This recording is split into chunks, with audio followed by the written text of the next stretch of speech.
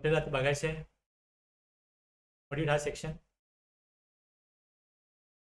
ऑडिटचे 2 section आहेत, 64 आणि 65. की वर आपण पाहिलं त्या 65 आणि 66 बघायचे. सेक्शन 65 आणि 66 हे 2 ऑडिटसाठी. सेक्शन 65 आणि 60 ते आता आपल्याला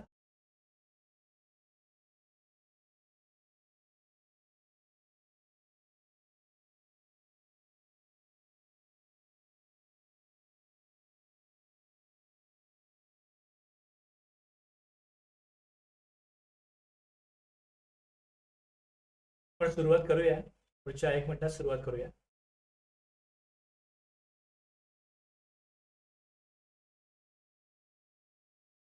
ब्रेक नंतर आता आपण ऑडिट विषयी काय तरतुदी आहेत हे आता पाहणार आहोत.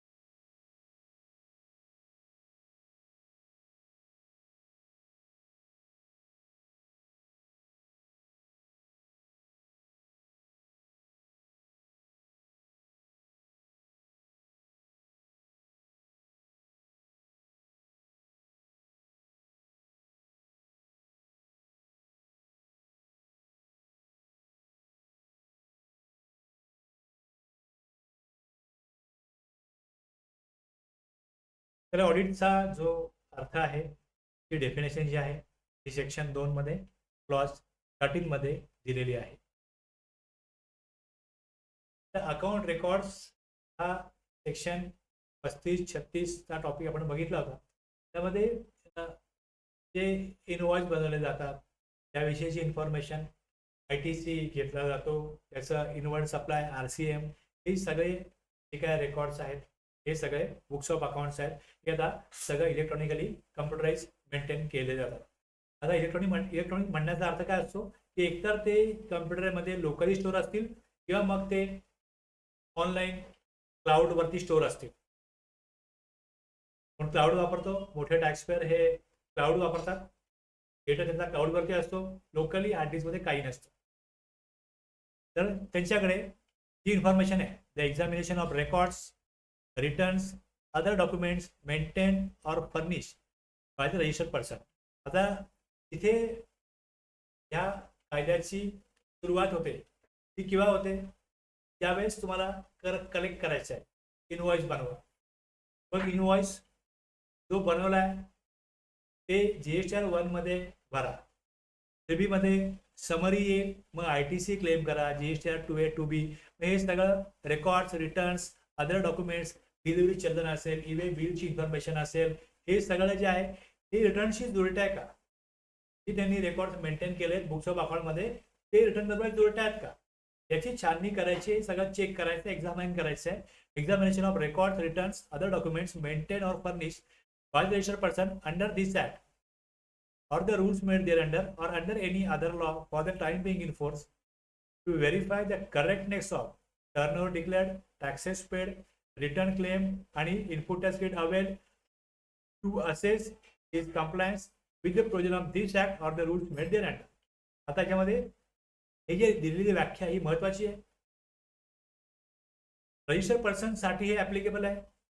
या कायद्यानुसार किंवा त्या अंतर्गत केलेल्या नियमानुसार किंवा तत्सम लागू असलेल्या इतर कोणत्याही कायद्यानुसार, म्हणजे इन्कम टॅक्स कायदा असो, कंपनी लॉ असो, त्यांनी सांभाळलेली किंवा सादर केलेली जी नोंदी आहेत, रिटर्न्स आहेत, कागदपत्र आहेत, यांची तपासणी करा.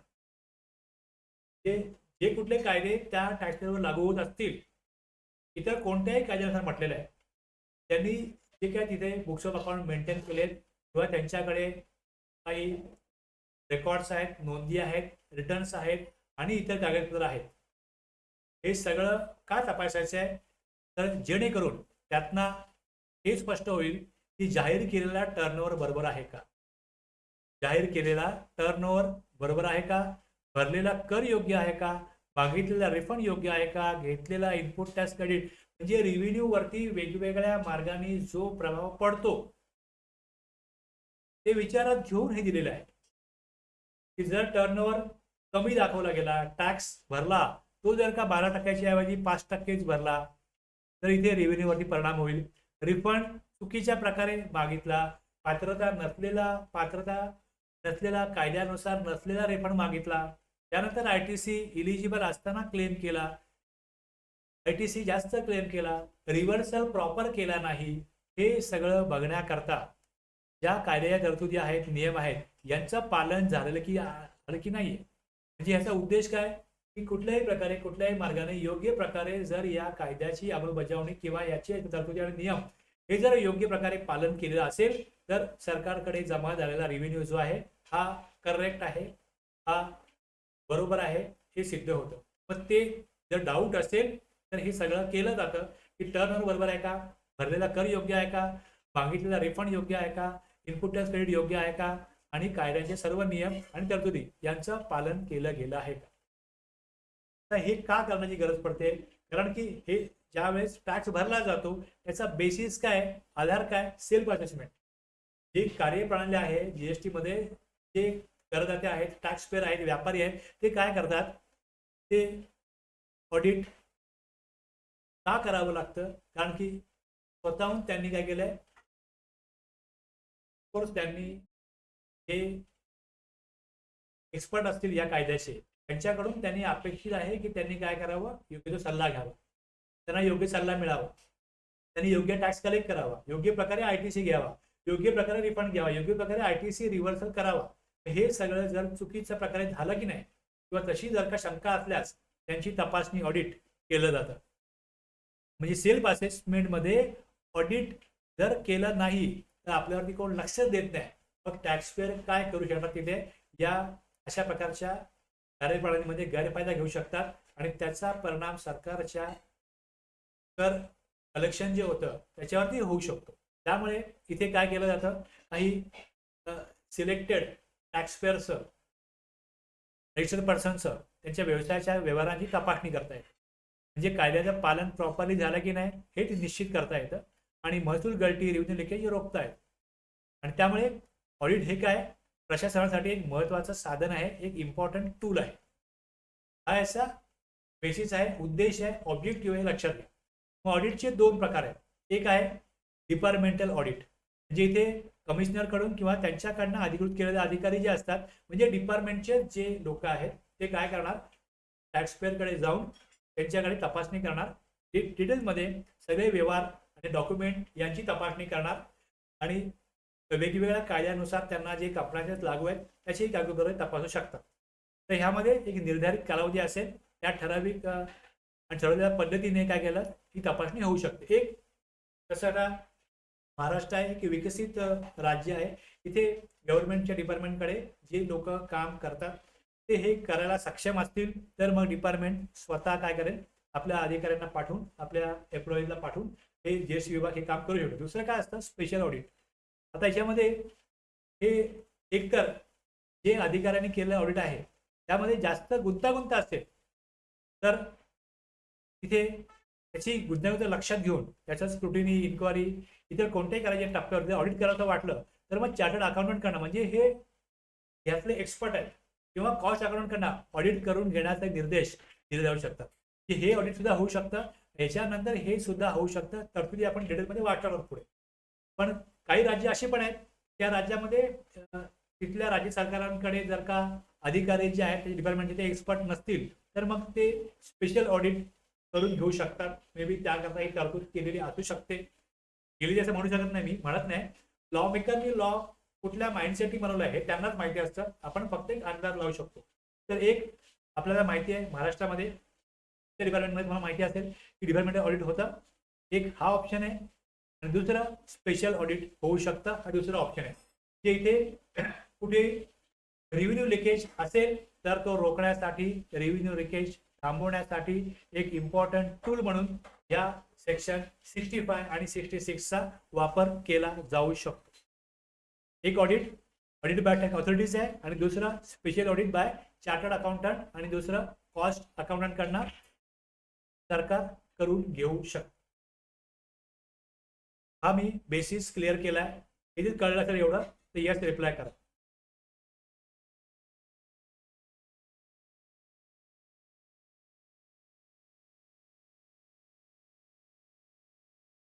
त्याच्यामध्ये 7 सबसेक्शन आहेत. सेक्शन 65 मध्ये 7 सबसेक्शन आहेत. त्याच्यामध्ये इथे एक कशा प्रकारे केलं जाईल हे लक्षात घ्या. इथे काय केलं जाईल,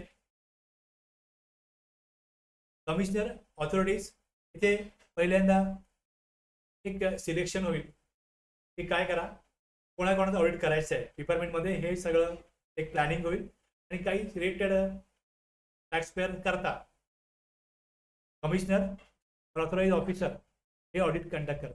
आता याच्यामध्ये प्लेस काय असेल, मग हे ऑडिट सुरू करण्यापूर्वी त्यांना कळवणं, इन्फॉर्म करणं हे होईल. त्यानंतर किती वेळा ऑडिट पूर्ण करायचा आहे तो पिरियड असेल आणि मग पुढे ज्यावेळेस हे ऑडिट होईल त्यावेळेस त्यांना काय इन्व्हायरमेंट टॅक्सपेअरनी देणं अपेक्षित आहे जर टॅक्सपेअरच्या पेमेंटमध्ये हे होत असेल तर. आणि ऑडिट झाल्यानंतर 30 दिवसामध्ये फाइंडिंग्स कळवणं गरजेचं आहे टॅक्सपेअरला, टॅक्सेबल पर्सनला हे दिलं इकडे. आणि tax liability identified, initiation of action against. तर इकडे ॲक्च्युली जो शब्द आहे टॅक्सेबल पर्सन शब्द वापरलाय, पण इथे ॲक्च्युली बघा शब्द काय आहे,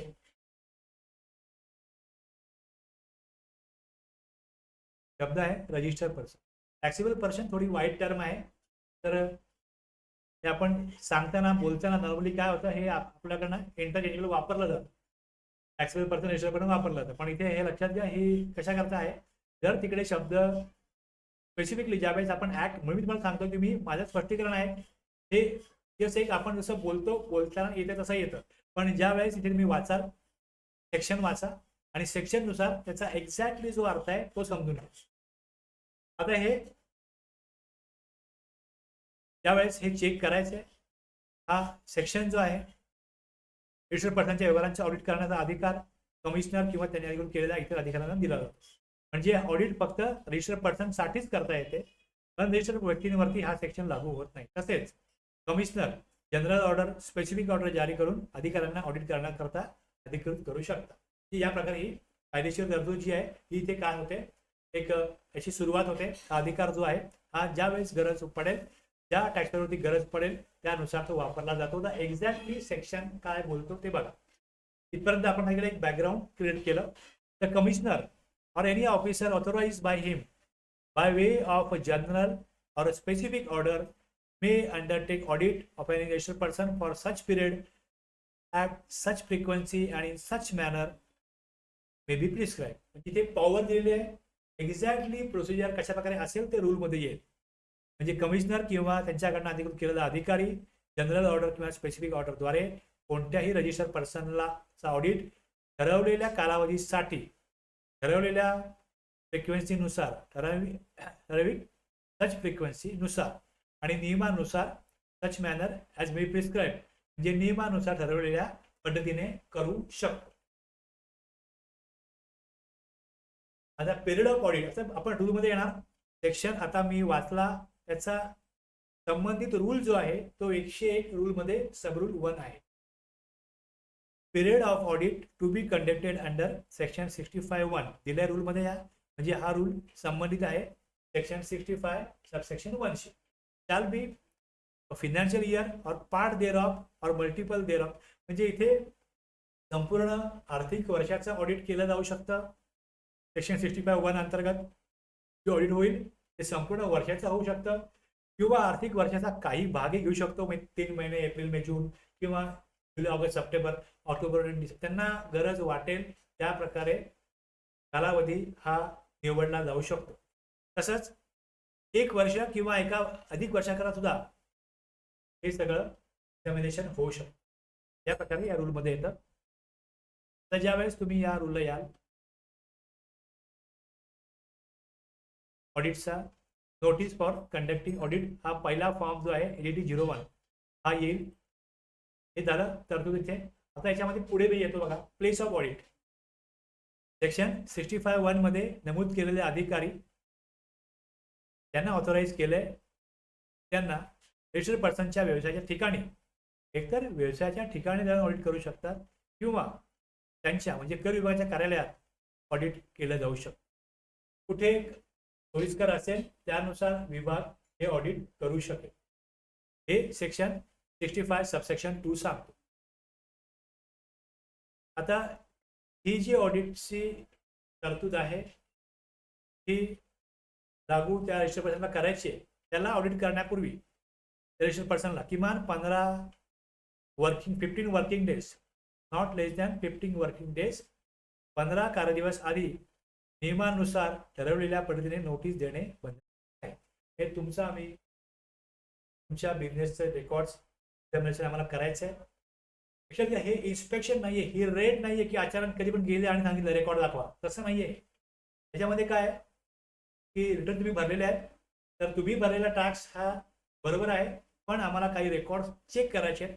मे बी तुमच्याशी संबंधित इतर जे व्यवहार आहेत त्यामध्ये आम्हाला ही माहिती इन्फॉर्मेशन उपयोगी पडू शकेल. असे किंवा डिपार्टमेंटचा उद्देश असू शकतो की एकाच आपण चेक करू, त्याच्याशी संबंधित इतर लोकांचे व्यवहार जे आहेत ते कळू शकतात. मग संबंधित लिंक मिळते मग, आणि मग जे दुसरा संबंधित व्यक्ती असतात त्यांनी रजिस्ट्रेशन घेतलेलं आहे की नाही, ते प्रॉपर घेतलं आहे की नाही, प्रॉपर टॅक्स भरत की नाही, हे पुढच्या त्याच्या लिंक मधनं काय होतं स्पष्ट होतं. त्यामुळे इथे ज्याचं ऑडिट करतोय त्याच्याकडे काय डिस्क्रिपन्सी असेल किंवा काय डाऊट असेल त्याने टॅक्स प्रॉपर भरला असं नाहीये. कदाचित असं असू शकतं की त्याच्याशी संबंधित इतर जे दुसरे त्याचे एखादी कंपनी मॅन्युफॅक्चरर आहे, मग त्याचे डिस्ट्रीब्युटर असतील, त्यांच्याशी व्यवहार काय आहेत, त्यांच्याकडनं किती पैसे आले, किती माल गेलाय वगैरे डाऊट असेल तर मग मुख्य कंपनीचं ऑडिट करायचं आणि मग संबंधित दुसऱ्या मग टॅक्सपेअरचा त्यातनं काय मिळतो एक लिंक मिळते, मग त्यांचं ऑडिट केलं जाऊ शकतं आणि तिथून मग कुठे रिव्ह्यू लिकेज असेल तर मग ते कंट्रोलमध्ये पकडमध्ये येऊ शकतं. तर यानुसार मग आता नोटीस पाठवायची आहे ती एडीटी 01. तुम्हाला इकडे जो फॉर्म दाखवला आला समोर, तुम्ही ज्यावेळेस फॉर्म येईल फॉर्म थोडा समोर आणलात तर काय होईल, थोडं स्पष्टता येते त्या रूलनुसार, फॉर्मनुसार. फॉर्म मधली भाषा जी आहे ती तुम्हाला आणखी थोडंसं काय करतं स्पष्टता देतं की कशा प्रकारे ऑडिट करायचं. जे आता वाचलं आपण एक्झामिन करायचं रेकॉर्ड्स, तर त्यांना एक वेळ दिला जातो की तुम्ही सगळं प्रिपेअर करा की आम्हाला तुमच्या जागेवरती येऊन ऑडिट करायचं आहे, किंवा तुम्ही आम्हाला रेकॉर्ड्स द्या, डॉक्युमेंट द्या, आम्ही विभागाच्या कार्यालयात जाऊन ऑडिट करू. मग कुठल्या पिरियडचे डॉक्युमेंट पाहिजेत, तो पिरियड जो आहे तो नमूद केलेला असेल, मग त्या पिरियड प्रमाणे काय पिरियड असेल फायनान्शियल इयर, मग त्यातला कालावधी दिलाय. At your place audit my office at your place हे दिलंय आणि कधीपासून करायचं आहे, मग ती डेट आणि वेळा you are required to afford, मग इथे फॅसिलिटीज या प्रकारे इथे दिलेलं आहे. Render assistance for timely completion of audit हे दिलेलं आहे. मग या प्रकारे बुक्स ऑफ अकाउंट द्या, एक व्यक्ती द्या जो मदत करेल ऑडिट करणाऱ्या व्यक्तीला ऑडिट करण्याकरता. या प्रकारे सगळं हे या रूलमध्ये येतं. तर मग इथे आपण वाचू पुढे. सेक्शन 65 अंतर्गत ऑडिट करण्यासाठी प्रॉपर ऑफिसरने रजिस्टर्ड पर्सनला एडी 01 मध्ये 15 वर्किंग डेज अगोदर काय करायचं, इकडे त्यांना इन्फॉर्म करायचं आहे की आम्हाला तुमचं ऑडिट करायचं आहे. आता हे जे ऑडिट होणार आहे हे टाइम पिरियड काय असेल, कधी कधी सुरू करायचं, कधी फक्त एंड करायचं. तर the audit under section 65(1) shall be completed within a period of 3 months from the date of commencement of the audit. आता हे कमेन्समेंट ऑफ द ऑडिट आहे, हे कमेन्समेंट ऑफ द ऑडिट आहे, हे स्पष्ट केलंय या एक्सप्लेनेशन मध्ये. काय स्पष्ट केलंय की for the purpose of this subsection the expression commencement of audit shall mean the date on which the records and other documents called for by the tax authorities are made available. हे document मागितले ते त्यांनी उपलब्ध कधी करून दिले, कुठल्या डेटपर्यंत दिले ती डेट बघा. Or the actual institution of audit at place of business which with later. नंतर काय हे कधी दिले, म्हणजे डिपार्टमेंटनी तिकडे अधिकारी पाठवले, ऑडिट सुरू केलं, डॉक्युमेंटच प्रॉपर दिलेले नाहीयेत. पण डॉक्युमेंट प्रॉपर द्यायला 4-5 दिवस लागले. डेट दिली, या डेटला आम्ही सुरू करू, अधिकारी जातात आणि ते त्यांच्याकडे प्रॉपर रेकॉर्ड नाही आहे, मग तिकडे जातात, जे काय मिळतं ते बघतायत, बाकी मग ते हे पाहिजे ते पाहिजे, त्यांना यादी दिलेली आहे, हे सगळं आम्ही उद्या देऊ परवा देऊ करत त्यांनी ज्यावेळेस दिलं, संपूर्ण रेकॉर्ड्स अवेलेबल केले, हे नंतर आहे. तर मग विचेवरील लॅटर किंवा त्यांनी सगळं दिलं आणि ऍक्च्युअल मध्ये त्यांनी दिल्यानंतर सगळं रेडी केल्यानंतर इकडे मग अधिकारी कधी गेले, या विचेवरील लॅटर दिलेला आहे इकडे लक्षात घ्या. हे काय होईल, त्या डेट पासून पुढे 3 महिन्यामध्ये ऑडिट कंप्लीट करायचं. 3 महिन्यामध्ये काम पूर्ण होईल हे गरजेचं नाहीये. काही गुंतागुंती आहेत, काही प्रॉब्लेम आहेत, यातनं आणखीन वेळ जाऊ शकतो. मग पुढे प्रोव्हायझो आहे, where the commissioner is satisfied that the audit in respect of such additional person cannot be completed within 3 months. ही होणार नाही. He may for the reason to be recorded in writing extend the period by further period not exceeding 6 months. आणखीन 6 महिने वाढवले जाऊ शकतात. Normally 3 महिन्यामध्ये audit पूर्ण झालं पाहिजे, अशा प्रकारचं प्रिपरेशन डिपार्टमेंटनी करावं असं लॉ मेकर सांगताना आपल्याला दिसतं. म्हणजे कायदा बनवलाय 3 महिन्यात कंप्लीट करा ऑडिट, पण एकच पार्टी नाहीये, बऱ्याच लोकांना ऑडिट करायचं असं, त्यामुळे 3 महिन्यात झालं पाहिजे. पण जर तशी गरज असेल तर मग पॉवर आहे कमिशनरकडे की पिरियड वाढवून द्या, आणखी 3 महिने, आणखी 6 महिन्यापर्यंत पिरियड वाढवला जाऊ शकतो. गरजेनुसार हा पिरियड वाढून दिला जाऊ शकतो. ऑडिट पूर्ण करण्याची कालमर्यादा 3 महिन्याच्या आत पूर्ण केला पाहिजे, ही एक मुख्य तरतूद आहे. मग प्रोव्हायझरनुसार जर कमिशनरला समाधान झाले की संबंधित रजिस्टर पर्सनला ऑडिट 3 महिन्यात पूर्ण होऊ शकत नाही, म्हणजे इकडे जे व्यक्ती जाऊन ऑडिट करतायत ते सांगतील की ऍक्च्युअली परिस्थिती काय आहे, 3 महिन्यामध्ये ऑडिट नाही होऊ शकत. मग त्यावेळेस समाधान झाला कमिशनर की बरोबर यांचं म्हणणं, त्यांना जे कम्युनिकेट केलं गेलंय त्यानुसार ते लेखी कारणे नोंदवून ऑडिटचा कालावधी आणखीन वाढवू शकतात. आणि ही जी वाढ आहे कमाल 6 महिन्यापेक्षा जास्त नसावी. 3+6 इतका कालावधी त्या ऑडिट करणं दिला जाऊ शकतो कायद्यानुसार. कमेन्समेंट ऑफ ऑडिट ही तारीख उशिरा येते. ऑडिट सुरू झाल्याची तारीख म्हणजे कर अधिकाऱ्यांनी मागवलेली नोंद व कागदपत्रे रजिस्टर पर्सनकडून उपलब्ध करून द्यायची तारीख. एक तारीख आहे, समजा इकडे आपण घेऊया 4 जानेवारी, ही उपलब्ध करून दिली. आणि प्रत्यक्ष ऑडिट सुरू कधी झालं, सुरू झालं 7 जानेवारी. एक हे होऊ शकतं किंवा उलट होऊ शकतं. 4 तारखेला ते अधिकारी गेले, डॉक्युमेंट दिले सकाळी 7 तारखेला, मग जे नंतर आहे ते काय होईल, कमेन्समेंट ऑफ ऑडिट. ऑडिटची सुरुवात म्हणजे तुम्हाला एक डेट पाहिजे, त्या डेट पासून 3 महिने आहेत, त्या डेट पासून पुढे मग आणखी एक्सटेंड केलेला पिरियड आहे. तर त्यासाठी कमेन्समेंट ऑफ ऑडिटची डेट ही स्पष्ट असावी आणि म्हणून ती डेट एक्सप्रेशन मध्ये दिलेली आहे. एवढं कळलं असेल तर येस रिप्लाय करा, इतकं कळलं असेल तर येस रिप्लाय करा.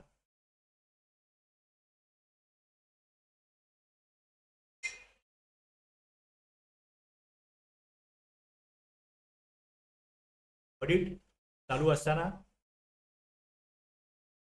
चालू असताना मी रिप्लाय करता तेव्हा रिप्लायचे माझ्याकडे 2 प्रकारची सेटिंग आहे, एक लक्षात घ्या. तुम्ही ज्यावेळेस रिप्लाय कराल कुणाचा तुळशीरामचं, तुम्हाला एकमेकांचे रिप्लाय दिसू शकतात, अशी पण सेटिंग सिस्टम मध्ये असते. किंवा तुमचा रिप्लाय फक्त मलाच दिसेल, एज्युकेटरलाच दिसेल, अशा प्रकारे पण तिकडे सेटिंग असते. जर तुम्हाला एकमेकांचे रिप्लाय दिसत नसतील समजून घ्या सेटिंग मध्ये असं आहे की तुम्हाला एकमेकांचे रिप्लाय दिसणार नाही. दिसत असतील तर सेटिंग तशी आहे. त्यामुळे केव्हा केव्हा काय होतं मला लक्षात राहिलं तर मी सेटिंग सगळे एकमेकांचे रिप्लाय बघतील अशी करतो. आणि केव्हा केव्हा असं होतं की मी नाही लक्ष दिलं तर डिफॉल्ट सेटिंग अशी आहे की रिप्लाय जे लर्नर आहेत त्यांचा रिप्लाय फक्त एज्युकेटरला दिसेल, अशी तिथे बाय डिफॉल्ट सेटिंग आहे. त्यामुळे मी रिप्लाय करा, तुम्हाला काय कळलं असेल तर विचारा, पण आपलं काम चालू ठेवू. तर इथे ऑडिट चालू असताना अधिकृत अधिकारी रजिस्टर पर्सनकडनं खालील गोष्टी मागवू शकतो. एक बुक्स ऑफ अकाउंट आणि इतर कागदपत्रांची तपासणी करण्यासाठी आवश्यक सुविधा उपलब्ध करून देणे हे गरजेचं आहे. ऑडिट वेळेत पूर्ण होण्यासाठी आवश्यक ती माहिती देणे व सहकार्य करणे, म्हणजेच ऑडिट यशस्वी वेळेत पूर्ण होण्यासाठी रजिस्टर पर्सनचे सहकार्य बंधनकारक आहे. To afford him the necessary facility to verify the books of account or other documents as he may require, to furnish such information as he may require आणि render assistance for timely completion of the audit. हे दिलेलं आहे section 65(5) मध्ये. याच आधारावरती rule बघाल की PO authorize to conduct audit of the records and books of accounts. खाली येतो ऑडिट करण्यासाठी अधिकृत केलेला प्रॉपर ऑफिसर या सोबत असलेल्या अधिकारी कर्मचाऱ्यांच्या पथकाच्या मदतीने रजिस्टर्ड पर्सनच्या लेखा पुस्तकांची बुक्स ऑफ अकाउंट नोंदणी व कागदपत्रांची तपासणी करेल. तसेच या GST कायद्यानुसार नियमानुसार सादर केलेले रिटर्न्स व स्टेटमेंट यांचा आधार घेईल जेणेकरून खालील बाबी पडताळता येतील. टर्नओव्हर बरोबर आहे का, घेतलेला सूट एक्झाम्पशन्स, लागू केलेला कर दर, rate of tax, input tax credit, मागितलेला रिफंड आणि संबंधित जे ऑब्लिगेशन लागू आहे टॅक्स पेअरवरती. आता हे इतर संबंधित बाबी आहेत तर याच्यामध्ये व्हॅल्यू ऑफ टॅक्स येतं. प्रॉपर आहे का. आता तुम्ही इथे याल तर इथे जे टॅक्स पेअरवरती काय लागू होतं की त्यांनी इनवॉइस वेळेत काढलाय का. तुम्ही इनवॉइस मध्ये हे सगळं जेव्हा बघितलं जाईल एक्झामिन केलं जाईल तेव्हा या गोष्टी कळतात. हे सगळं कळतं. इनवॉइस प्रॉपर काढलेत का, ॲडव्हान्स घेतला असेल तर सर्व्हिस असल्यास ॲडव्हान्सवर टॅक्स लागू होतो मग तो भरलाय का. हे सगळं ज्यावेळेस बुक्स ऑफ अकाउंट बघितले जातात त्यावेळेस ते कळतं. त्यामुळे इनवॉइस, मग पुढे टाइम आणि व्हॅल्यू ऑफ सप्लाय हे प्रॉपरली फॉलो केलेत का, इथे टॅक्स रेट प्रॉपर घेतलाय का, एक्झाम्पशन प्रॉपर घेतलेत का, ITC प्रॉपर घेतलाय का. हे जे ऑब्लिगेशन आहेत हे टॅक्स पेअरवरती आहेत. पण जर हे सेक्शन अधिकाऱ्यांना माहिती नसतील, याच्या तरतुदी नियम माहिती नसतील तर अधिकारी मग कुठल्या आधारावरती ऑडिट करतील हे तुम्ही लक्षात घ्या. हे सेक्शन मी फार लक्षपूर्वक अगोदर का सांगितले हे सगळे, कारण की ऑडिट दरम्यान या सगळ्या सेक्शनचा जो तरतुदी आहेत, नियम आहेत आणि त्याचा जी पॉवर आहे, अधिकार आहे, त्याचा उपयोग या ऑडिटमध्ये होतो. या सर्व तपासणी दरम्यान आलेल्या निरीक्षणांची नोंद ऑडिट नोटमध्ये मग केली जाते. मग त्या नोटमध्ये हेच केलं जाणार की व्हॅल्यू ऑफ सप्लाय प्रमाणे व्हॅल्यू चुकीची आहे, सेक्शन 9 प्रमाणे टॅक्स रेट चेंज झाला. तुळशीराम सर, मी एक्झॅक्टली तुम्ही विचारताय तेच सांगतो, लक्षात घ्या की त्यांचा प्रश्न असा आहे तुळशीराम सरांचा, ऑडिटमध्ये रिटर्न्स व्यतिरिक्त आणखीन काय तपासणं अपेक्षित आहे. रिटर्नमध्ये आता हे दिलंय एक्झम्पशन सेक्शन, आता मी दाखवले तुम्हाला. इनवॉइस बनवला जातो, एक्झम्पशन साठी सेक्शन 11 आहे. इनवॉइस मध्ये इनवॉइस कुठला बनवायचा, टॅक्स इनवॉइस का बिल ऑफ सप्लाय, हे सेक्शन 9 लागू होतो का 11 लागू होतो याप्रमाणे इनवॉइस बनवला जातो.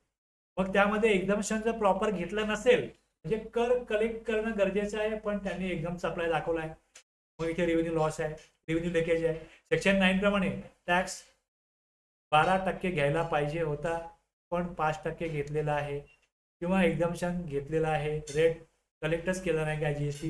हे सगळं तेव्हाच कळतं जेव्हा तुम्ही बुक्स ऑफ अकाउंट एक्झामिन करता. त्याच्यामध्ये दिलेले बनवलेले इनवॉइस आहेत त्यात त्यांनी पाठवलेले वेगवेगळ्या प्रकारचे गुड्स आहेत, त्या गुड्सला असलेला HSN कोड, त्याला असलेला रेट त्या कालावधीमधला, कारण की रेट जेव्हा बदलले मग अगोदर रेट वेगळा होता नंतर वेगळा होता, मग त्यांना उशिरा कळलं, त्यांनी उशिरा नवीन रेट लागू केला.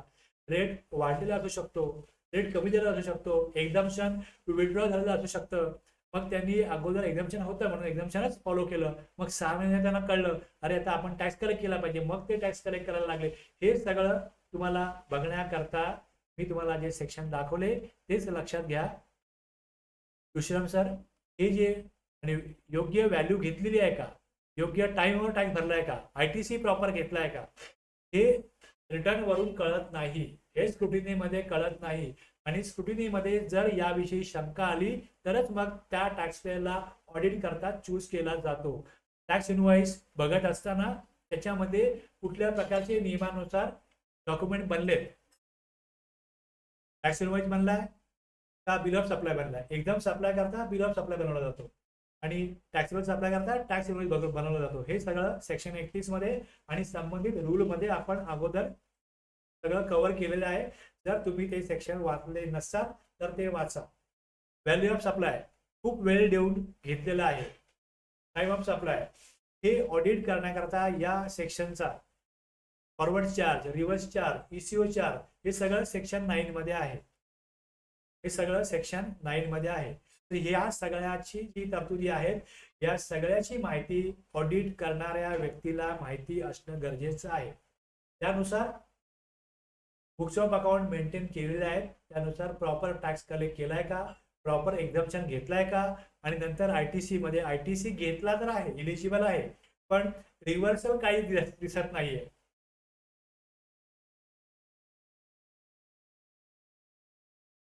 आयटीसी रिव्हर्स होण्याकरता जे सेक्शन आहेत बँकेकरता, फिनान्स इन्स्टिट्यूट करता सेक्शन रूल 38 आहे. बाकी ज्यांचा टॅक्सेबल आणि एकदम सप्लाय त्यांना 42-43 रूल ऍप्लिकेबल होतो. त्यानंतर सेक्शन 17(5) मध्ये ब्लॉक क्रेडिट आहे. मग त्यानुसार रिव्हर्स करणं, काही आयटीसी न घेणं हे अपेक्षित आहे. हे सगळं books of accounts document check केल्यानंतरच कळतं. त्यामुळे ते संबंधित सेक्शन आहेत. त्यामुळे जे आता आपण वाचतोय इतर संबंधित बाबी, तर ह्याचा स्कोप इथे जास्त आहे. आयटीसी वेगळा दिलेला आहे. त्यानंतर रेट ऑफ टॅक्स हे मी तुम्हाला सांगितलं. रिटर्न व्यतिरिक्त काय आहे, तुळशीराम सर तुमच्या प्रश्नाचं उत्तर हे मी माझ्या बोलण्याचा भाग असायलाच पाहिजे होता, त्यानुसार हे मी बोललेलोच आहे. तुम्ही विचारल्यामुळे पुन्हा एकदा मी अधोरेखित केलेलं आहे की जे सेक्शन तिथे आहेत ते ऑडिट करणाऱ्या व्यक्तीला प्रॉपरली माहिती असले पाहिजे आणि त्या सेक्शननुसार टॅक्सपेअरनी काम केलं आहे की नाहीये हे सगळं तपासलं जातं. आणि जर तसं केलं नसेल तर कुठे त्यांनी कुठला सेक्शन किंवा रूल फॉलो केलेलं नाहीये हे ऑब्झर्वेशन मध्ये येतं. हे सगळं ऑब्झर्वेशन नोंदवायचं असतं या ऑडिट एक्झामिनेशन करण्याच्या प्रक्रियेमध्ये. एवढं स्पष्ट झालंय. काय पडताळून पाहायचंय, काय पडताळून पाहायचं आहे हाच मुख्य मुद्दा आहे, हे लक्षात घ्या.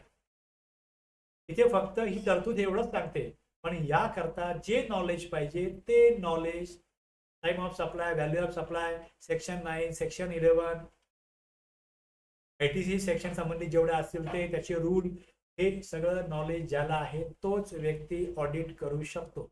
आणि बुक्स ऑफ अकाउंट कसे पाहायचे, आता ज्या कुठल्या अकाउंटिंग सॉफ्टवेअरमध्ये हे रेकॉर्ड केलं असेल, बँकेमध्ये पैसे किती आले, इतर संबंधित बाबीमध्ये हे पण येईल की पेमेंट जे आलेलं आहे, जे रेकॉर्ड केलंय, मग ते बँकेमध्ये असेल किंवा कॅशमध्ये आलेलं असेल. आता डीमार्टला वगैरे लोक कॅशमध्ये पेमेंट करतात, तर त्यांना कॅश किती आलेली आहे, मग त्यांनी दाखवलेली कॅश बरोबर आहे का, ती वापरलेली कॅश बरोबर आहे का, जो कॅशचा विनियोग आहे त्यांनी बरोबर केला आहे का. मग बहुतेक वेळा B2C मध्ये लोक काय करतात, रेट मॅनिपुलेट, म्हणजे टॅक्स व्हॅल्यू जी आहे ही मॅनिपुलेट करतात. मी अगोदर पण सांगितलं की समोरच्याकडनं 80 रुपयाची वस्तू जेव्हा 100ला विकली जाते तर कॅश आल्यावरती ती 85 दाखवा, 90 दाखवा, अशा प्रकारे करतात. B2C वरती काही सरकार फार काय करू शकत नाही, म्हणून त्यांनी जीपे आणलं की जीपेने पेमेंट करा. पण त्यात पण लोक वेगळ्या अकाउंटला, वेगळ्या व्यक्तीच्या अकाउंटला पैसे घेतात, ते पण चालतं. जेवढं सरकार स्ट्रिक्टली रेव्हेन्यू लिकेज कंट्रोल करता प्रयत्न करेल, चोर आहेत ते काय ना काय मार्ग काढणारच आहेत आणि टॅक्स चोरी करणारच आहेत.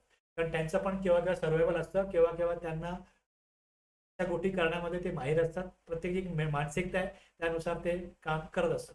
तर यानुसार मी तुम्हाला उत्तर दिलेलं आहे की काय काय करणं अपेक्षित आहे.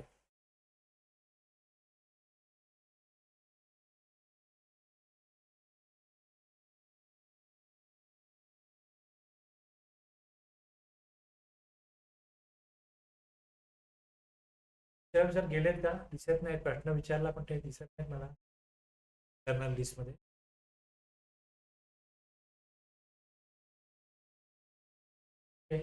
तर पुढे आपण येऊया.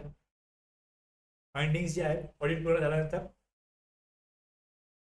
प्रॉपर ऑफिसरने 30 दिवसाच्या आतमध्ये रजिस्टर पर्सनला खालील बाबी कळवणं आवश्यक आहे.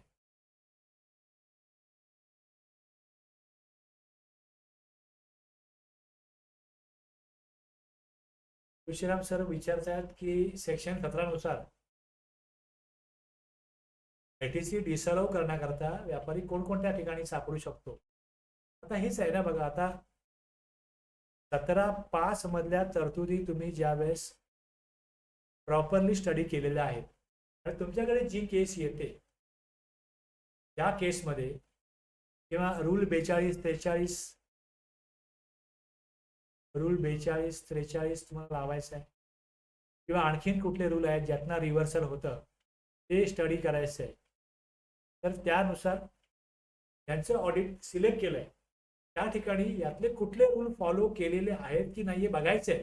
थोडंसं प्लॅनिंग करायला लागतं. त्याला म्हणतात चेकलिस्ट. एक प्रत्येकाला सगळे सेक्शन रूल चेक करायचे नसतात, एक चेकलिस्ट बनवायची आणि त्या चेकलिस्ट प्रमाणे ट्रान्झॅक्शनला बघायचं की बरोबर त्यांनी तो रूल फॉलो केला की नाही केला. तर केला असेल तर ठीक आहे, रिव्हर्सल केलं असेल तर ठीक आहे.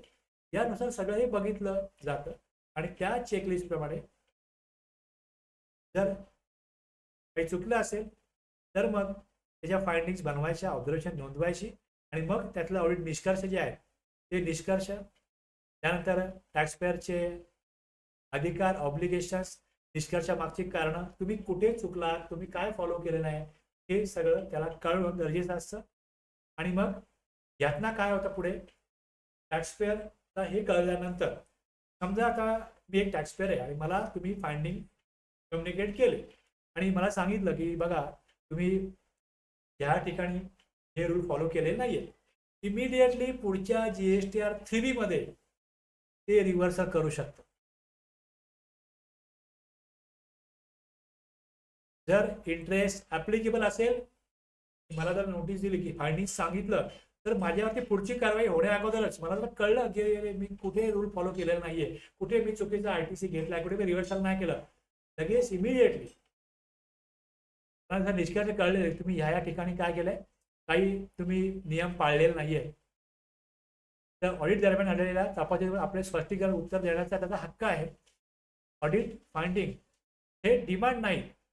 आणि जर आता केव्हा काय होतं, जे वर्ष चूज केलंय, सपोज तुम्ही चूज केलं माझं 22 ते 20 वर्ष, ही एक टॅक्स पेअर आहे, मला तुम्ही फाइंडिंग दिले आणि जर मला माझी चूक कळली होती आणि मी 23-24 मध्ये रिव्हर्सल केला असेल, चुकीचा ITC घेतलेला रिव्हर्सल मी केला असेल पुढे, तर मग मी इकडे स्पष्टीकरण देईल, उत्तर देईन तुम्हाला की ऑडिट अधिकाऱ्यांनो तुम्ही जे काम केलंय तुमचं फाइंडिंग बरोबर आहे, मला मान्य आहे, पण मी चुकीचा घेतलेला ITC नेक्स्ट इयर रिव्हर्सल केलाय आणि मग तिथे इंटरेस्ट ऍप्लिकेबल होत होता तर मी इंटरेस्ट भरलेला आहे.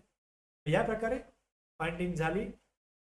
ऑडिट फाइंडिंग कळल्यानंतर आवश्यक ते पालन कंप्लायन्स करण्याची जबाबदारी, जर कर, व्याज किंवा इतर रक्कम हे ठरत असेल तर पुढील काळजी प्रक्रियेला सामोरं जाण्याची जबाबदारी, भविष्यातील डिमांड ॲड्ज्युडिकेशन प्रोसिडिंगसाठी तयार राहण्याची जबाबदारी. त्याला मान्य नसेल तर मग डिपार्टमेंट त्याला पुढची जी कारवाई आहे ती करेल आणि त्यानुसार तो पुढे त्याला फेस करेल. तर इथे सेक्शन 65(6) अंतर्गत ऑडिट पूर्ण झाल्यावरती रजिस्टर्ड पर्सनला ऑडिटचे निष्कर्ष, त्यामागची कारणं, तसेच त्याचे कायदेशीर हक्क व पुढील जबाबदाऱ्या कळविल्या जातात. हे सगळं तुम्ही फॉर्म वाचाल. कंडक्टिंग ऑडिट नोटीस फॉर, पुढे ऑडिट रिपोर्ट अंडर सेक्शन 65(6) हे कुठल्या वर्षीचे एक्झामिन केले, audit report is prepared on the basis of information available, document upload PDF file containing audit observation दिले इकडे, जे आपण वाचलं आता ते सगळं इकडे आहे. या प्रकारे पुढची कारवाई होईल, पुढचं कम्युनिकेशन होईल. स्पेशल ऑडिट पुढे 66 आहे. तर हे आता इथपर्यंत आपण आलो. त्यातनं हे लक्षात घ्या की मग एक होण्याकरता पुढचा रूल आहे, ऑडिट दरम्यान आढळलेल्या तफावती डिस्क्रिपन्सीज कळवणं. प्रॉपर ऑफिस रजिस्टर पर्सनला कळवू शकतो. रजिस्टर पर्सन आपले उत्तर स्पष्टीकरण सादर करू शकतो आणि ते उत्तर जे आहे त्यानंतर प्रॉपर ऑफिसर मग पुढे अंतिम निष्कर्षावर जाईल की ह्याला पुढचं ॲड्ज्युडिकेशन कारवाई ह्यावरती करायची का, पुढचे प्रोसिडिंग्स करायचे आहेत का, या प्रकारे ठरेल. मग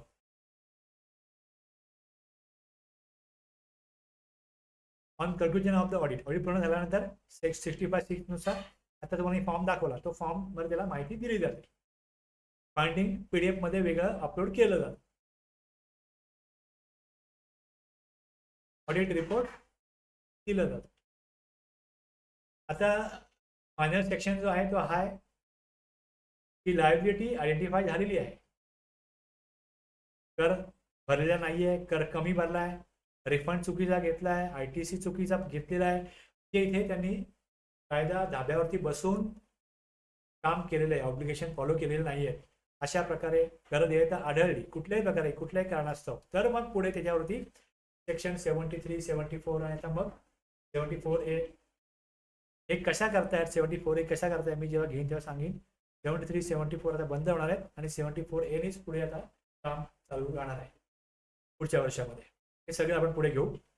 65चा जो ऑडिट आहे त्याची प्रोसिजर कशा प्रकारे होते हे आपण ते बघितलं, एवढं कळलं असेल तर आपण पुढे 66ला जाऊ शकतो. यस रिप्लाय करा म्हणजे मी 66 पुढे लगेच सुरू करतो. फार वेळ लागणार नाही. आता आपलं पुढचं जे आहे हे 10 मिनिटात होऊ शकतं, कारण तुमचा आता बेस क्लिअर झालाय. अशा प्रकारे सगळं होतं तुम्हाला कळलेलं आहे.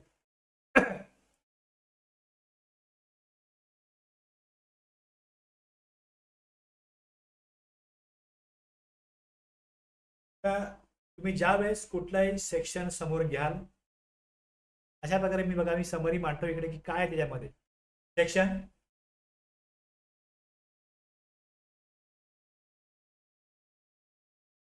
66 मध्ये काय आहे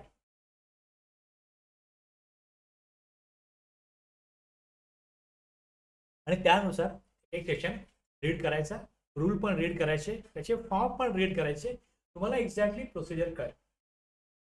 आता हे सिरीज कशा करताय, इकडे एक तज्ञ जे आहेत CA, चार्टर्ड अकाउंटंट आणि कॉस्ट अकाउंटंट यांच्या म्हणजे हे एक्सपर्ट आहेत. सेवा घेणे ही एक कायदेशीर प्रक्रियेतील जुनी व मान्य पद्धत आहे. न्याय प्रक्रिया प्रभावीपणे पार पाडण्यासाठी त्यांचं योगदान घेतलं जातं सेक्शन 66 वर. आता इथे असिस्टंट कमिशनर पेक्षा कमी दर्जा नसलेला अधिकारी योग्य मंजुरीनंतर व्यवसायातील विशिष्ट गुंतागुंतीच्या बाबींची सखोल तपासणी करण्यासाठी ही सेवा घेऊ शकतो. त्यामुळे स्पेशल ऑडिट ही सामान्य ऑडिटपेक्षा वेगळी, तांत्रिक गुंतागुंतीच्या मुद्द्यावर केंद्रित आणि तज्ञ ज्ञानावर आधारित अशी प्रक्रिया आहे. आता ज्यावेळेस आपण ऍक्च्युली वाचू त्यावेळेस तुम्हाला कळेल की हे केव्हा नॉर्मली वापरलं जातं. If at any stage of scrutiny, inquiry, investigation or any other proceedings before him, any officer not below the rank of assistant commissioner, म्हणजे हे स्क्रुटिनी, इन्क्वायरी, इन्व्हेस्टिगेशन किंवा अधिकाऱ्यापुढे प्रलंबित असलेल्या तर कोणत्याही कार्यवाहीच्या कोणत्याही टप्प्यावर जर असिस्टंट कमिशनर पेक्षा कमी दर्जा असलेला अधिकारी या प्रकरणाची स्वरूप व गुंतागुंत महसूल ही लक्षात घेऊन, इंटरेस्ट ऑफ रिव्ह्यू लक्षात घेऊन त्यांना जर असं वाटलं, बघा मुख्य मुद्दा काय याच्यामधला, इंटरेस्ट ऑफ रिव्हेन्यू ओपिनियन काय झाला की व्हॅल्यू ही टॅक्सेबल सप्लायची व्हॅल्यू असते not correctly declared or the credit availed is not within the normal limits. बघा हे यात काय दिलेलं आहे, एक सप्लायचे व्हॅल्यू योग्यरित्या जाहीर केलेले नाही. आता व्हॅल्यू ही जी जाहीर केली आहे ती बरोबर आहे की नाहीये हे बुक्स ऑफ अकाउंट बघितल्यावरच कळतं. ITC जो घेतला जातो हा सामान्य मर्यादेपेक्षा जास्त आहे. आता बघा ITCचा ऑटो अपडेट होतो तो 2B पेक्षा जास्त नाहीये, पण रिव्हर्सल त्यांनी केलेलं नाहीये प्रॉपरली. ITC त्यामुळे जास्त घेतला गेला, अयोग्य घेतला गेला. एक व्हॅल्यू ऑफ सप्लाय आणि दुसरं ITC सामान्य मर्यादेपेक्षा जास्त घेतला, अयोग्य घेतलाय. तर कमिशनर पूर्व मंजुरी घेऊन रजिस्टर पर्सनला लेखी सूचनेद्वारे निर्देश देऊ शकतो की त्यांच्या बुक्स ऑफ अकाउंट व इतर नोंदीची तपासणी कमिशनरने नामनिर्देशित केलेल्या चार्टर्ड अकाउंटंट, कॉस्ट अकाउंटंट कडून स्पेशल ऑडिट करून घ्यावा. असा प्रश्न पडतो आता इकडे की ज्या व्यक्तीला एक्सपर्टला ऑडिट करायला सांगितलेलं आहे त्याचे पैसे कोण देणार, टॅक्सपेअर देणार का सरकार देणार? तुम्हाला काय वाटतं, रिप्लाय करा. तुम्हाला काय वाटतं, थोडं विचार करा की तुमचे बुक्स ऑफ अकाउंट एक्झामिन करण्याकरता आम्ही एक चार्टर्ड अकाउंटंट किंवा कॉस्ट अकाउंटंट याची नेमणूक करतोय, अशी लेखी सूचना निर्देश कमिशनर देणार, तर ते फुकट काम करणार नाही, ते पैसे तर मागणार, त्यांना पैसे द्यावेच लागतील. एक व्यावहारिक बाब आहे, कोण देणार ते पैसे? तुम्ही जेव्हा हे वाचत असाल तुम्हाला असे प्रश्न पडले पाहिजे. जर प्रश्न पडत असतील, तुळशीराम सर तुम्हाला प्रश्न पडतात, तुमची रिझनिंग चांगली आहे, या तुम्ही समजून तुम्ही एक्झॅक्टली एक कायदा समजून घेण्याच्या प्रक्रियेमध्ये तुमचं माइंड प्रॉपरली वर्क करत आहे हे लक्षात घ्या. याच प्रकारे तुम्ही जेव्हा याल पुढे वाचाल तुम्हाला प्रश्नाची उत्तरं कळतात. Where special audit is required to be conduct section 66 नुसार स्पेशल ऑडिट आवश्यक असल्यास त्या सेक्शनमध्ये नमूद केलेला अधिकारी रजिस्टर्ड पर्सनला फॉर्म GST 03 मध्ये लेखी डायरेक्शन जारी करेल, ज्यामध्ये कमिशनरने निर्दिष्ट केलेल्या CA कॉस्ट अकाउंटंट त्यांच्या लेखी नोंदी पुस्तकांचे record books of account special audit करून घेण्याचे निर्देश दिले जाते. आता हा कुठला फॉर्म आहे ते फॉर्म मग फॉर्ममधनं येतील, सेक्शन येईल त्यातनं परत स्पेशल ऑडिटचा फॉर्म येईल, त्या रूलमध्ये त्या रूलप्रमाणे तिकडे दिलेलं आहे त्याप्रमाणे मग फाइंडिंग येईल. मग इथे काय फाइंडिंग आहे ते अपलोड करायचे हे पुढे येईल. जसे प्रोसिजर 65 मध्ये डिपार्टमेंट करतं, 66 मध्ये कोण करतं, त्यांनी अपॉइंट केलेले एक्सपर्ट करतं, कमिशनरने अपॉइंट केलेले एक्सपर्ट करतं, एवढा फरक आहे. आणि बेसिस काय की व्हॅल्यू ऑफ सप्लाय आणि रेट ऑफ टॅक्स मध्ये रिव्हर्सल, व्हॅल्यू ऑफ सप्लाय आणि रिव्हर्सल काय याच्यामध्ये काय गडबड आहे त्यावेळेस त्यांचा विचार केला जाऊ शकतो. सेक्शन 66 तिथे इन्व्होक होऊ शकतो. चार्टर्ड अकाउंटंट और कॉस्ट अकाउंटंट कमिशनरने निर्देशित केलेले स्पेशल ऑडिटचा अहवाल 30 दिवसामध्ये सादर करतील. आता हे जे ऑडिट होतं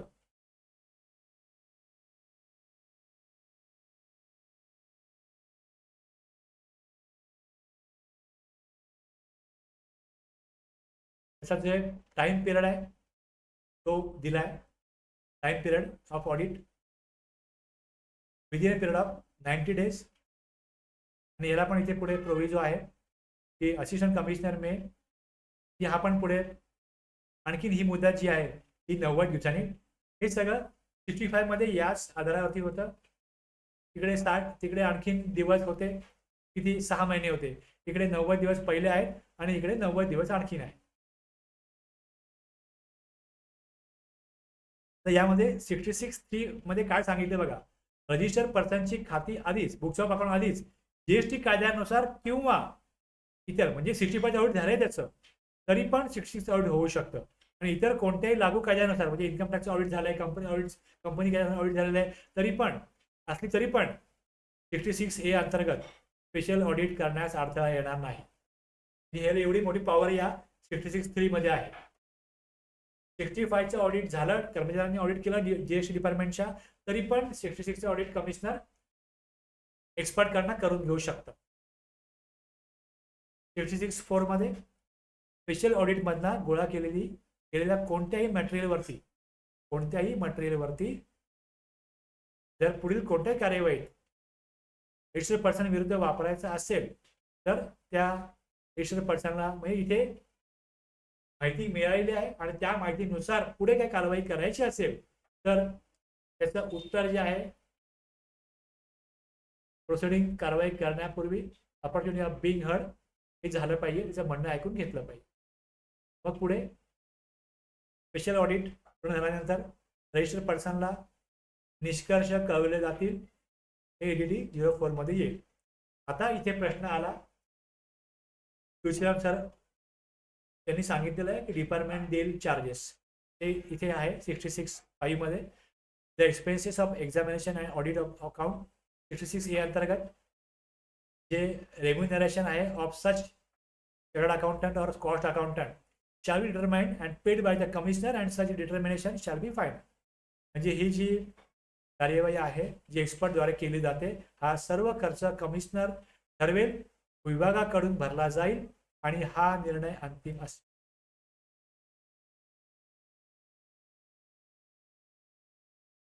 पुढे आपण येतोय शेवटच्या सेक्शनवरती. 66(1) अंतर्गत केलेल्या ऑडिट स्पेशल ऑडिटमध्ये जर कर न भरलेला, कर कमी भरलेला, चुकीने भरलेला, आता हे सगळं तुम्ही कशाच्या आधारावर ठरवू शकता? सेक्शन 9, सेक्शन 11, रिफंडचा सेक्शन, व्हॅल्यू ऑफ टॅक्स जो आहे IT सेक्शन आहे, ह्या सगळ्या आधारावरती डिपार्टमेंटने ऑडिट करायचं आहे. डिपार्टमेंट तेवढं सक्षम असेल तर या एक्सपर्टची मदत घेण्याची गरजच नाही, हे लक्षात घ्या. मग या सगळ्या सेक्शननुसार तपासणी झाली, गर्देयता आढळली तर प्रॉपर ऑफिसर पुढे सेक्शन 73, 74, 74 या अंतर्गत आवश्यक ती कारवाई की इथे तो टॅक्स भरा, ITC चुकीचा घेतलेला आहे, रिफंड इलिजिबल ITC नसताना जास्त घेतलेला आहे, टॅक्स कमी भरलेला आहे, रिफंड चुकीचा, या सगळ्या इन्फॉर्मेशन वरती आधारित फाइंडिंग कळवल्यानंतर पण जर टॅक्सपेअर टॅक्स भरत नसेल तर मग त्याच्यावरती आवश्यक ती कारवाई सुरू होईल. मग त्याला पुढे जाऊन या कारवाई दरम्यान जे काय रिप्लाय करा तो करेल, पुढे त्याला त्याचा अपिलाच जाईल, आणखीन पुढे त्याच्याकडे जे आवश्यक ते पुढे जे पुढचे सेक्शन डिपार्टमेंटला आणि टॅक्सपेअरला जे काय कायदेशीर परमिशन देतात त्यानुसार पुढची कारवाई पुढे जाईल. आता आपण आलो शेवटी 66 सेक्शन आपला इकडे संपतोय. बाकी ज्यावेळेस आपण 73, 74, 74 हे बघू त्यावेळेस पुढचे सेक्शन आपल्याला कळते. उद्देश एवढाच आहे या 66चा, व्हॅल्यू योग्यरित्या जाहीर न झाल्याचा संशय आणि ITC हा जास्त घेतल्याचा संशय असल्यास 66 ची जी आहे ही पण एक एक्सेप्शनल तरतूद आहे. ही कमिशनर आणि ज्या अधिकाऱ्यांना जी पॉवर आहे त्यांनाच जे करायचं आहे ते पुढे मग या अप्रुव्हल त्यांच्या अप्रुव्हलनुसार त्यांचं ऑडिट केलं जाऊ शकतं. तर इथे आपण हा सेक्शन संपलेला आहे आपला. तर इथे आपण असेसमेंट आणि ऑडिट प्रॉपर टॅक्स कलेक्शन होण्यासाठी हे सेक्शन कशा प्रकारे काम करतात आणि संबंधित नियम आणि संबंधित फॉर्म वरती आपण चर्चा केलेली आहे. आणि मला असं वाटतंय की बऱ्यापैकी सगळं स्पष्ट झालं असेल.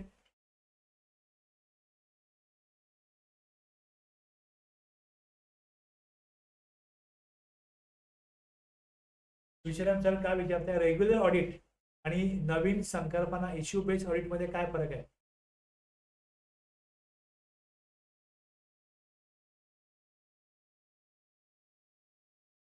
पण सेक्शन 65 आणि 66 मध्ये दोन्ही आपण दिलेलं आहे, स्पष्ट केलेलं आहे. नवीन संकल्पना इश्यू बेस्ड ऑडिट तर थोडं सांगाल का की तुम्ही कुठल्या सेक्शन बद्दल बोलताय? हे दोन सेक्शन तर आपण डिस्कस केले. आता ही तुमचा प्रश्न मला क्लिअर होत नाही.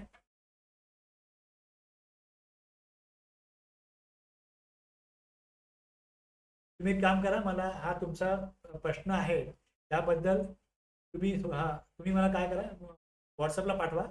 मी त्याविषयी काही माहिती बघा, जी माहिती माझ्याकडे होती तुम्हाला मी दिलेली आहे. आणि आणखीन तुम्हाला काय पाहिजे तर मी तुम्हाला ते मग ते GST कार्डाच्या बाहेरचं काय असेल तर तुम्हाला मी स्पष्ट करून सांगेन.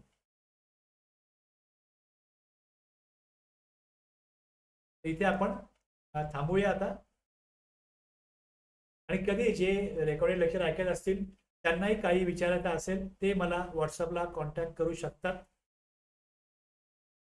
गरज असल्यास त्यांच्यावरती मी कॉलवरती त्यांना स्पष्टीकरण देऊ शकतो. पण बऱ्याच वेळा काय होतं, मला माहिती पाठवली त्यावरती आधारित माहिती काय आहे ते मी बघतो आणि मग ती त्यांना प्रॉपर प्रोसेस करून त्याचं उत्तर देतो. त्यामुळे समाधान होईल अशा प्रकारे मी त्यांना उत्तर देतो आणि बऱ्याच वेळा समाधान होतं. हे 99% तर क्वेरी मी सॉल्व केलेलं आहे आणि करत असतो आणि करीन यापुढे. इथे आपण थांबूया. आजचा क्लास आपण इथे थांबूया. उद्या आपल्याला उद्याच्या क्लासमध्ये इन्स्पेक्शन सेक्शन 67 पाहायचं आहे. सर बघा कसं आहे, तुम्ही काय करा,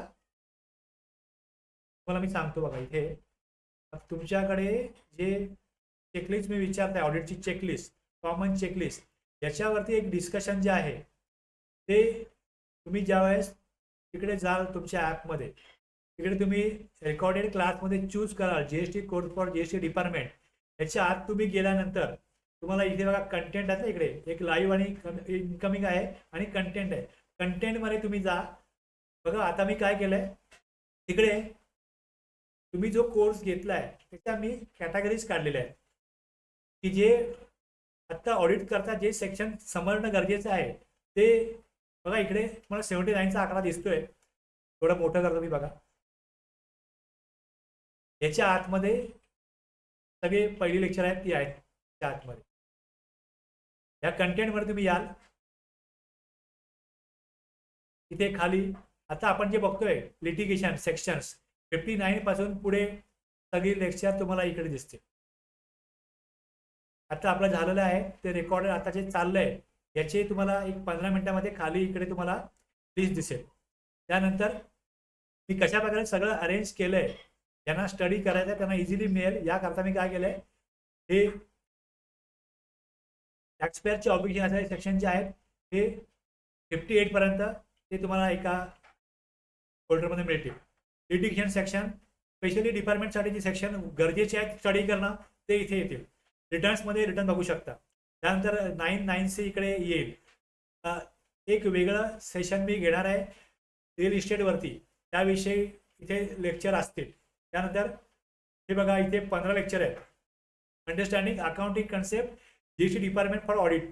तर बघा ऑडिट पर्पज, अकाउंटिंग अंडरस्टँडिंग, कशा प्रकारे काम केलं जातं ऑडिटचं त्याविषयी थोडंसं कल्पना यावी याकरता हे मॅन्युअल अकाउंटिंग काय असतं इथपासून सुरुवात आहे. मॅन्युअल अकाउंटिंग काय असतं, कशा प्रकारे ऑडिट करणाऱ्या व्यक्तीला सगळं माहिती असणं गरजेचं आहे. कम्प्युटर अकाउंटिंग कसं होतं, मग जर्नल बुक काय असतात, लेजर काय असतात, मग इथे टॅली प्राईममध्ये काम कसं होतं, हे सगळं सेक्शन 35 आणि अकाउंट रेकॉर्डचा आहे तो संबंधित आहे. मग तो बघा, तो वाचा. अशा प्रकारे इकडे घेतला तुम्ही हा एक कोर्स वेगळा मी घेतला होता तो याच्यामध्ये तुमच्या जीएसटी कोर्समध्ये हा कोर्स त्यामध्ये तुमच्याकडे ऑल इन्क्लुसिव्ह आहे हे सगळं. आणि त्यानंतर इथे बघा हे सगळं ऑडिट करताना काय काय बघावं लागतं हे सगळं याद दिलेलं आहे. आणि मग इथे ऑडिट मॅन्युअल बघा, ते ऑडिट मॅन्युअल आहे. मग त्यातल्या चेकलिस्ट वगैरे हे सगळं मी वेगळं डिस्कस केलेलं आहे. तर हे जे आहे जे ऑडिट करू इच्छित असतील त्यांनी अगदी बेसिकपासून, ज्यांना अकाउंटिंगचं बिलकुल बॅकग्राऊंड नाही आहे त्यांनी हे सगळं कॉम्प्युटराइज अकाउंटिंग सुरू होण्यापूर्वी मॅन्युअल अकाउंटिंग पासून सुरुवात होते. कारण डेबिट, क्रेडिट, जर्नल, लेजर हे सगळे कन्सेप्ट मॅन्युअल अकाउंटिंग मधनं येतात. तर तुळशीराम सर तुम्ही विचारलं म्हणून मला सांगतोय, सगळं मी घेतलेलं आहे अगोदर, हे सगळं गरजेचं आहे. मी अशा प्रकारे हा कोर्स बनवतोय की तुमच्याकडे अगदी no information to no information, म्हणजे काहीच नाहीये ते तुमच्याकडे सगळी माहिती आहे या स्तरावर तुम्ही जा. अगदी शून्यापासून तुम्ही 100 पर्यंत जाल, पूर्णत्वाला जाल. अशा प्रकारे सर्व कंटेंट मी याद घेतोय. आता मी या कोर्समध्ये टॅलीमध्ये कशा प्रकारे सुरुवात करायची हे घेतलं नव्हतं. आता तुम्हाला दिसतंय खाली बघा इकडे मी हे 1 2 3 4 5 दिलेले आहेत. आत्ता आपलं हे सेक्शन संपले आपले सगळे लिटिगेशनचे. का मग रिफंड आहे तेही मी घेणार आहे. साईड बाय साईड बघा, आता इथे मी टॅलीचा एक कोर्स टाकला, tally prime for GST purpose. म्हणजे टॅली वेबसाईटवरनं टॅली कंपनीच्या डाउनलोड कसं करायचं, मग त्यामध्ये काम करायला सुरुवात कशी करायची, आणि ते इथपासून ते लेजर बनवायचे, स्टॉक आयटम बनवायचे, याचे कोड त्यात टाकायचे, सर्व त्याच्यानंतर रेकॉर्ड करायची, आणि त्यानंतर जीएसटीवर 1 फाईल करण्याकरता तो डेटा कसा वापरला जातो इथपर्यंत मी सगळं घेणार आहे. त्यामुळे तुमच्या ह्या कोर्समध्ये मी हे जे काय घेणार आहे यातनं तुम्हाला सर्व प्रकारची इन्फॉर्मेशन जेवढी मला देणं शक्य आहे, सर्व स्तरावरची, जे लॉ तर आहेच, रिटर्न तर आहेच, जीएसटी पोर्टल तर आहेच, प्लस टॅलीमध्ये पण काम कशा प्रकारे चालतं, ऑडिट पर्पज मी अगोदर हे कव्हर केलेलं आहे. हे तुम्ही 15 लेक्चर बघू शकता. प्लस इथे मी 7 मध्ये तर हे पण कव्हर करतोय की कशा प्रकारे अकाउंटिंग सॉफ्टवेअरमध्ये काम होतं. यातून तुम्हाला सर्व स्तरावरचं नॉलेज मिळेल, माहिती मिळेल, आणि मग तुम्हाला आणखीन किती काय शिकायचं आहे ते शिकणं कधी थांबत नसतं, संपत नसतं. पण एक सुरुवात करून देण्याकरता जेवढं गरजेचं आहे, एक पाया भक्कम बनवण्याकरता जेवढं गरजेचं आहे तेवढं मी यातना कव्हर करण्याचा प्रयत्न केलेला आहे. कुठली याच्यामध्ये मी टॅली शिकवण्याकरता एक्स्ट्रा फी घेणार नाहीये. ही फीस तुम्ही दिलेली आहे त्यामध्येच हे कव्हर करणार आहे.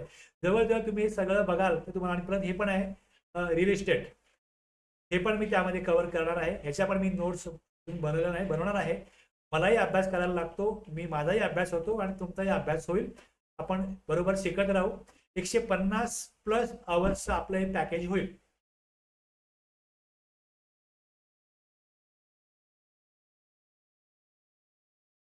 तुमचं 100% समाधान करण्याचा प्रयत्न मी या माझ्या कोर्समधनं करणार आहे.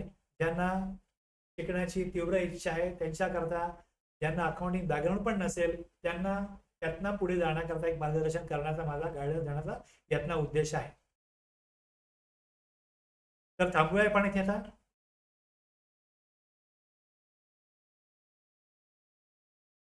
इथे आपण थांबू शकतो. येस.